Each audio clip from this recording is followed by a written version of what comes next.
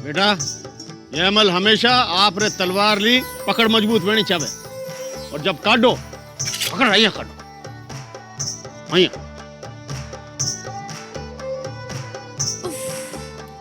बहुत जोर लगाना पड़ता है दादू सा इसमें तो। कितनी देर से चंदन की लकड़ी घिस रही हूँ पर अभी तक चंदन की लकड़ी का लेप बना ही नहीं। मेरे तो हाथों में भी दर्द होना शुरू हो गया है। बेटा यह सब इतो आसान को नहीं पर आपकी जिद की आगे कोई की नहीं चाल सके। आप ही जिद कर रहा कि दादो सा मन लेप बनानो है? पर दादू सा इसे घिसने से तो अच्छा है कि हाथ से बना बनाया लेप ले आते। एक बात बताओ हमारी लाडो, जब आपने रसोई में रसोईयो खानो बनावे तो आपने ऊ कोई हाथ रो खानो तो पसंद नहीं आवे। आपने तो अपनी माँ के हाथ की बनाई रोटी पसंद आवे। क्यों? पता नहीं। हम बताए दादू सा, क्योंकि वो अपने हाथ से बनाती हैं तो उसमें उनका प्यार भी मिल जाता है। हाँ बिल्कुल ठीक कही बेटा। नहीं यही प्यार और सेवा भी होया करे बेटा। जब आप अपने हाथ से लेप बनाओ भोग बनाओ तो उन्हें उतना ही प्रेम से और भक्ति के साथ बनाओ हो और उनसे ही भगवान खुश होवे। समझ गई ना मीरा? आप तो बोले ही मत भाई साहब। आपको सिर्फ बातें करनी आती है, इतनी भी दया नहीं आती आपको कि छोटी बहन इतनी देर से पसीना बहा रही है तो लेप बनवाने में थोड़ी सी मदद ही कर दे। दादू साहब अब से ना हम एक काम करेंगे, एक दिन मैं लेप बनाऊंगी और एक दिन जैनल भाई साहब बनाएंगे। अरे पर हम क्यों? क्यों? मैंने कहा कि आप करोगे मतलब करोगे बस, है ना दादू साहब?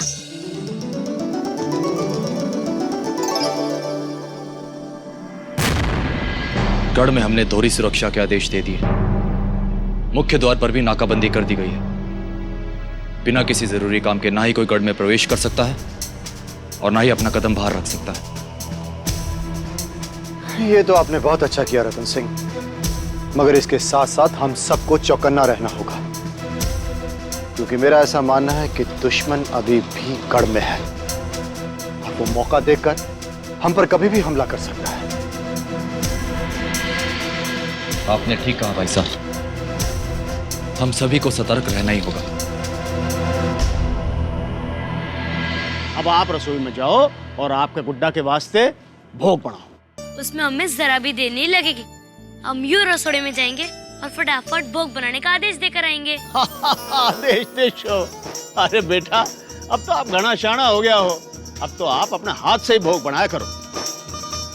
दादू साहब आप भी मीरा को भोग बनाने के लिए कह रहे हैं? इसे तो कुछ भी नहीं आता। अगर ये भोग बनाने बैठी तो इसके गुड्डे का उबला हुआ पानी भी नहीं मिल पाएगा। भाई साहब बस अब बहुत हो गया। आपको क्या पता कि हमें क्या क्या बनाना आता है? वो तो आज तक हमें खाना बनाने की जरूरत ही नहीं पड़ी। अच्छा तो ठीक है, फिर जो दादू सा कह रहे हैं वो करो। जल्दी से रसोड़े में जाकर अपने गुड्डे के लिए भोग बना कर लो। हाँ हम भी तो देखें कि आज तुम अपने गुड्डे जी को क्या खिलाने वाली हो। हाँ हाँ देख लेना, और अगर हमारे बनाए भोग को देखकर मुंह में पानी आए तो खा भी लेना। हाँ जयमल बेटा, हमारी चिरकी अब घनी शानी हो गई है। देख जो आपने गुड्डा के वास्ते कितना बढ़िया भोग बनाशी है ना बेटा। हाँ दादू साहब हम जल्दी रसोड़े में जाके सोचते हैं। मेरा मतलब है बनाती हूँ।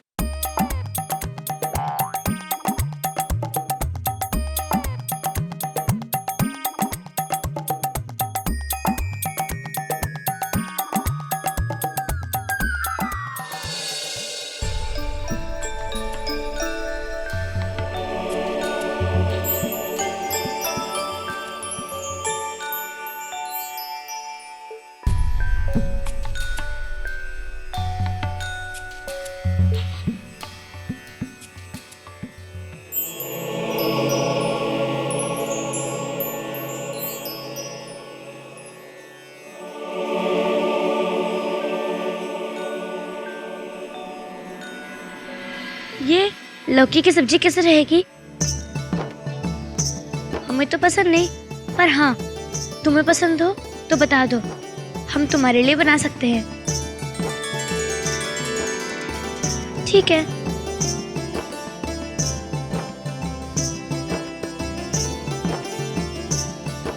ये कद्दू की सब्जी कैसे रहेगी? खाओगे तो बनाओ तुम्हारे लिए। ठीक है। अरे लाडो, तू क्या हुआ लाडो, तू यहाँ? क्या बताएं मासा, जनरल भाई से की वजह से हम फंस गए। उन्होंने हमें बाबूसा के सामने चढ़ाया कि हम अपने गुड्डे के लिए भोग नहीं बना सकते। हमें ताव आ गया। हमने चुनौती स्वीकार कर ली और कहा कि हम अपने गुड्डे के लिए भोग खुद अपने हाथों से तैयार करेंगे, वो भी बिना किसी की मदद से। मासा, हम खाना तो बना दे, पर देखे ना, हमारे गुड्डे के इतने नखरे हैं, कुछ खाने के लिए तैयार ही नहीं। कब से मनोहार कर रहे हैं, पूछ रहे हैं कद्दू खाओगे या लौकी, पर ये बताने के लिए तैयार ही नहीं। आप ही बताइए मासा, इसमें मेरी क्या गलती है? मेरी लाडो को कुछ बनाना आया ना आया हो, बातें बनाना अच्छी तरह से आ गया। घुमा फिरा के क्यों कहती है? साफ साफ क्यों नहीं कहती कि तुझे भोजन बनाना आता ही नहीं? भाई अब खुद ने चुनौती ली है तो भोजन तो तुम्हें ही बनाना पड़ेगा। पर हाँ, हम तुम्हारी थोड़ी सी मदद कर देंगे। मासा, यही तो परेशानी है, हमें भोजन बिना किसी के मदद से ही बनाना है। हम तुम्हारी मदद कर रहे हैं, ये बात बस हम दोनों के बीच में रहेगी। किसी और को भला हम क्यों बताएंगे? और फिर हम अपनी लाडो को इतनी आसान चीज बनाने के बारे में बताएंगे कि वो तो तुम खुद ही बना लोगी। हमें तो कुछ करना ही नहीं पड़ेगा। मासा, पक्का ना? आप किसी को कुछ नहीं बताओगी ना?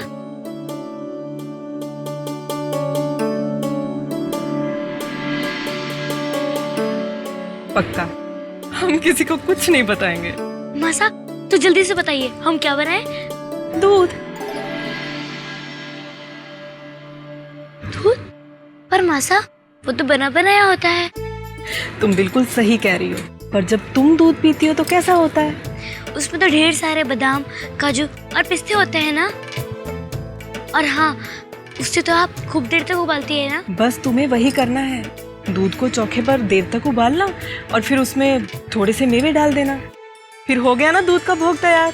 ठीक है, पर मासा, हम इसमें और 2 चीज डालेंगे, केसर और इलायची। फिर ये तो बिल्कुल हमारे हाथों से बना हुआ भोग होगा ना? एक और चीज बताओ? हाँ मासा, जल्दी बताइए ना। ऐसे ही एक और चीज जिसे हम अपने हाथों से बना सके। रुक, अभी आती है।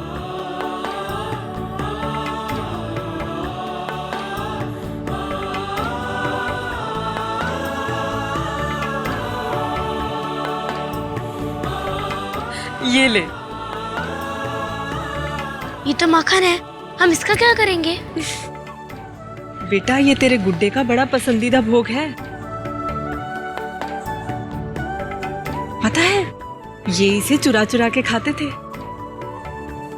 और अब जब मेरी लाडो अपने हाथों से इसका भोग रखेगी तो खाना बड़ी खुशी से स्वीकारेंगे बेटा। वाह मासा, अब हम जनरल भैया को दिखाई देंगे कि हम एक नहीं 2-2 भोग बना सकते हैं अपने गुड्डे के लिए। पर मासा, हम भी माखन में और कुछ डाल सकते हैं ना, जिससे ये हमारे हाथों से बना भोग बन जाए? हाँ, क्यों नहीं। तो ऐसा कर, इसमें ना थोड़ी सी मिश्री डाल दे, फिर ये माखन मिश्री का भोग तेरे हाथों से बना हुआ हो जाएगा।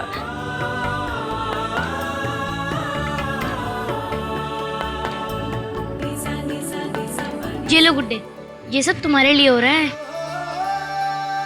और हाँ, किसको बताना मत कि मासा भी हमारी मदद कर रही है, वरना कुछ भी नहीं दूंगी तुम्हें भोग में।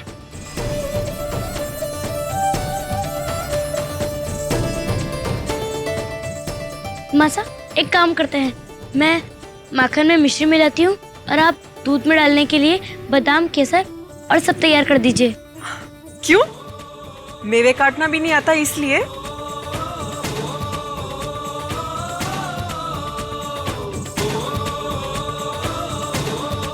कोई बात नहीं, वो भी मैं तुम्हें बनाना सिखा दूंगी। पर याद रखना, ये आज पहली बार है, आगे से रोज भोग तुम्हें ही बनाना है। मैं कोई मदद नहीं करूंगी, इसलिए आज अच्छी तरह से सीख लेना, ठीक है?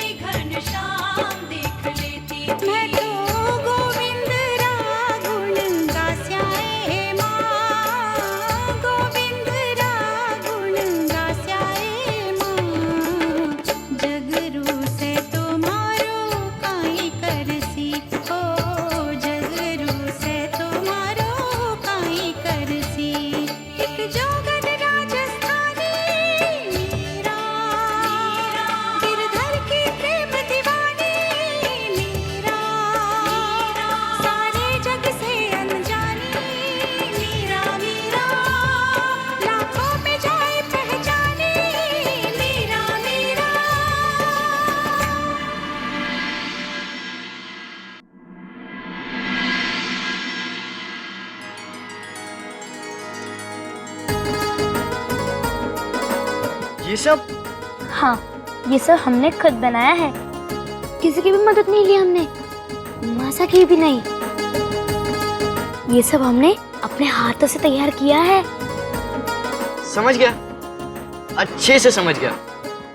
ये सब तुमने बनाया है। अब तो मान गए ना कि हम अपने गुड्डे के लिए भक्ति भी कर सकते हैं और उनके लिए स्वादिष्ट भोग भी बना सकते हैं।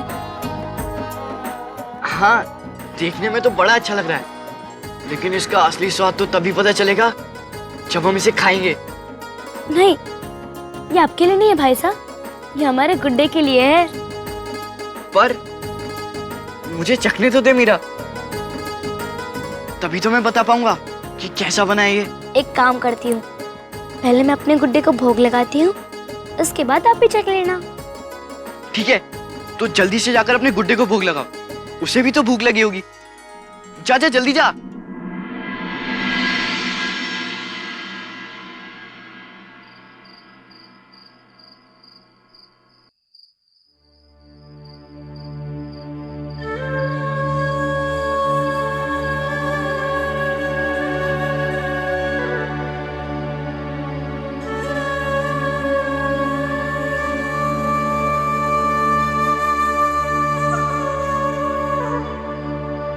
क्या देख रही हैं आप? चौदहवीं के चांद को देख रहे हैं। कितना सुंदर लग रहा है ना? ये चांद तो महीने में सिर्फ एक बार दिखता है, लेकिन हमारा चांद यानी कि आप हमें रोज दिखती हैं।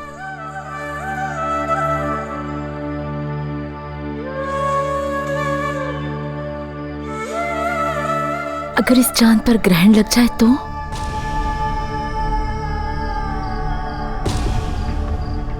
आप ऐसा क्यों कह रही हैं? बस ऐसे ही ख्याल आ गया था।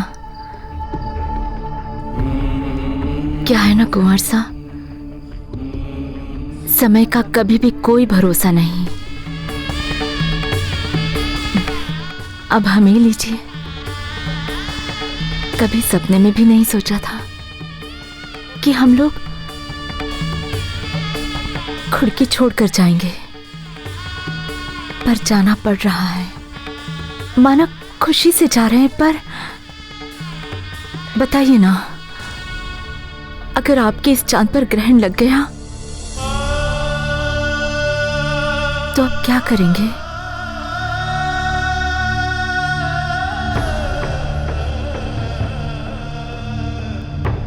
अगर आप चांद है तो हम वो कुमुद है जो सिर्फ चांद को ही देखकर खिलता है। हम वो पपिया हैं जो सिर्फ बारिश की बूंदों का पानी पीता है, वरना प्यासा मर जाता है। नहीं कुंवर साहब, आप ऐसा कभी नहीं करेंगे, क्योंकि आपका ये चांद बुझ भी गया तो आप इसकी चांदनी को संभालेंगे, हमारी मीरा को।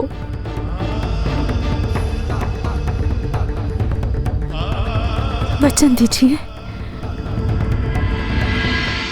आप ऐसी बातें क्यों कर रही हैं? किसी ने आपको कुछ कहा क्या? आपकी रानी सा को भला कोई कुछ कह सकता है क्या? वचन दीजिए ना।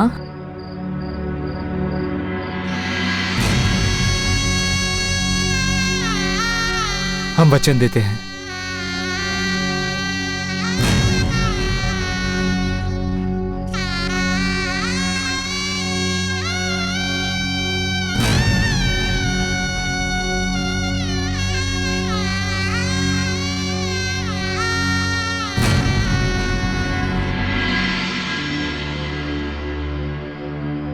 मासा, बाबूसा, आप हमेशा क्या बातें करते रहते हैं? इतनी रात हो गई है, सोए नहीं आप?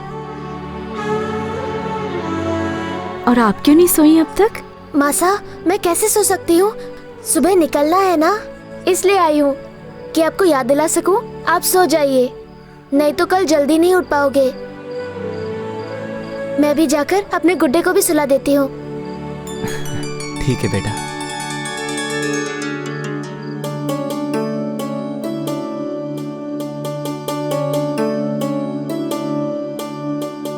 अगर आप चौदवी का चांद हैं, तो हमारी बेटी मीरा पूर्णिमा का चांद है।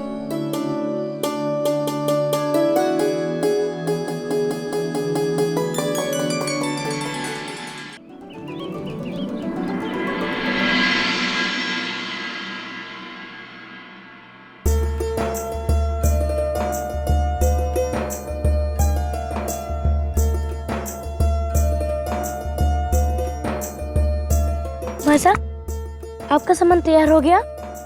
हाँ, तेरा सामान बन गया? मेरा भी बन गया और मेरे गुड्डे का भी। चल मीरा, एक बार जाने से पहले इस महल से विदा ले ले।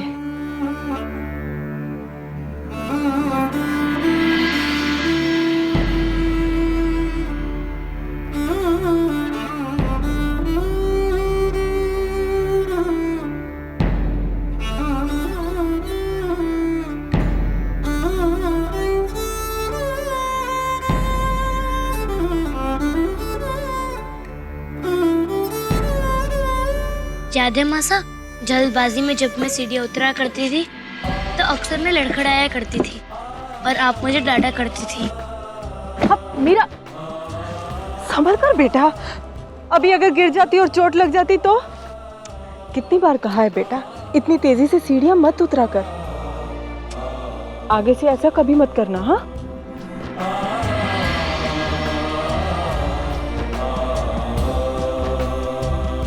और मासा, बचपन में ये मेरे खेलने का कमरा था ना, और कई बार मैं खेलते खेलते यहीं सो जाती थी।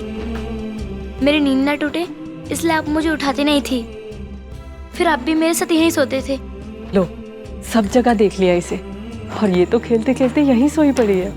चलिए इसे उठाकर इसके कक्ष में ले चलते हैं। नहीं नहीं, इसकी नींद खुल जाएगी। कंवर साहब, एक काम करते हैं, आज हम दोनों भी यहीं सो जाते हैं।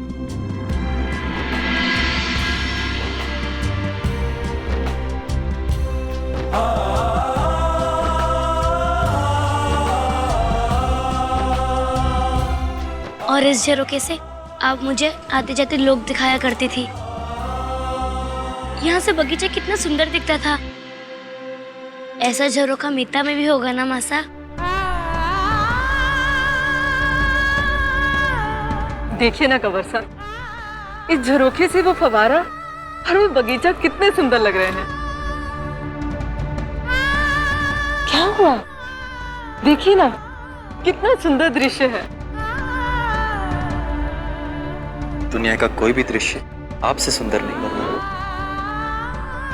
ये बागीचा गर्मी में कुमला जाता है, फूल रात में मुरझा जाते हैं, लेकिन आप हमेशा इतनी ही सुंदर बनी रहती।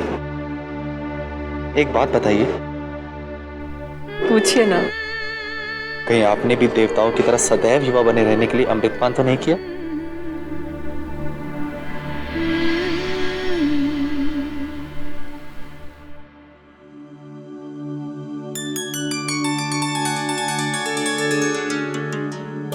अच्छा हो मासा कि आप यहाँ आ गए, नहीं तो मेरे राजन तो यहीं रह जाते।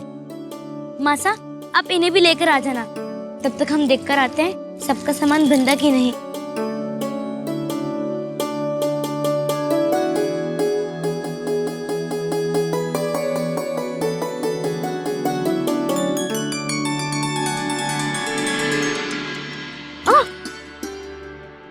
एक बात कहें वीर कुंवरी, आपके साथ जब भी हम इस फव्वारे के पास बैठते हैं मन शांत हो जाता, तो आपकी सारी चिंताएं छू सी हो जाती। वो इसलिए क्योंकि कहते हैं कि पानी में अगर पैर डालो तो वो हमारा दुख खींच लेता है। हम पानी की बात नहीं, हम आपके साथ की बात कर रहे हैं।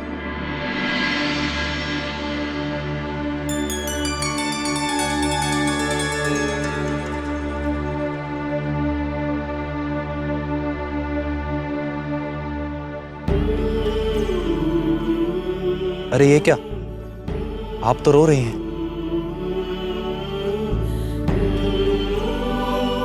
खुड़की से जाने का दुख सता रहा है। देखिए, हमने आपको पहले ही कहा था। खैर, हम अभी बाबू साहब से कहते हैं कि हम मिटता नहीं जाएंगे। नहीं नहीं, ऐसी कोई बात नहीं है। बस जरा बीते वक्त पे आंखें टिक गई थी। ऐसे तो किसी भी चीज पर आंखें टिकाओ तो आंसू तो आ ही जाते हैं ना। और वैसे भी कंवर साहब, मैं जहां भी रहूं, मैं इस घर से दूर तो कभी हो ही नहीं सकती, क्योंकि मैं इस घर में नहीं बसी। ये घर मेरे मन में बस गया है।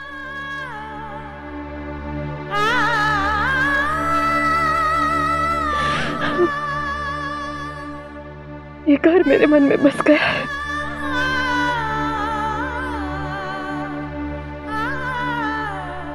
कैसे बताऊं आपको कि इन आंखों से आंसू इसलिए बह रहे हैं ताकि इन यादों को समेटने के लिए